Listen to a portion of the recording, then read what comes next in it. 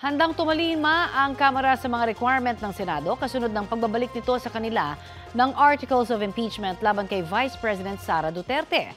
Si House Speaker Martin Romualdez nagpahayag ng pagkabahala kaugnay sa hakbang ng Senado. Balitang hatid ni Bea Pinlac.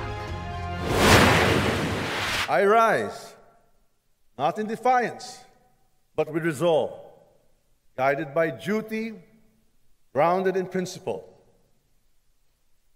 The decision of the Senate, sitting as an impeachment court, to return the articles of impeachment is deeply concerning. Nagpahayag ng pagkabahala si House Speaker Martin Romualdez ukol sa naging hakbang ng Senado sa impeachment case laban kay Vice President Sara Duterte. Sinabi niya ito sa huling talumpati niya sa Kamara bago magsara ang third regular session ng 19th Congress. Aniya, hindi lumabag sa konstitusyon ng Kamara sa pagproseso nila ng impeachment complaint. Binigyang diin ni Speaker Romualdez na hindi political exercise ang impeachment case. Bahagi raw ito ng kanilang constitutional duty. Ang pagtitiyak niya, susunod ang Kamara sa mga requirement ng impeachment court. We shall comply with the requirements of the impeachment court. Not to abandon our cause, but to ensure the process continues. Because in matters of truth and accountability, the House does not back down.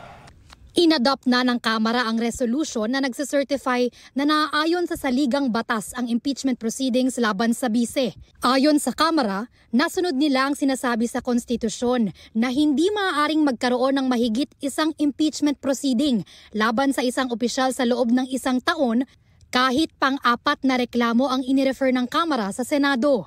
Ipinagpaliban din muna ng Kamara ang pagtanggap sa ibinalik na articles of impeachment. I would defer receiving the articles of impeachment from the Senate, including whatever orders they will be transmitting to us.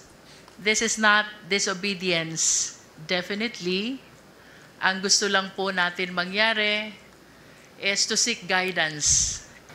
Naguguluhan pa rin kami at hindi namin maintindihan kung bakit ibabalik po ito sa amin. Isa pa sa hinihingi ng Senado ay linawin daw ng papasok na Kamara sa 20th Congress kung interesado pa itong ituloy ang impeachment complaint.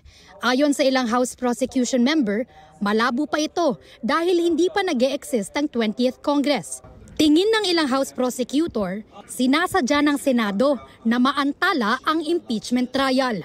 If it's impossible to comply with such an order, how can we move forward? Kaya sinasabi namin na parang dapat it should be baliwala lang yung order na yun kasi it's impossible to do as of the time. Bea Pinlac, nagbabalita para sa GMA Integrated News.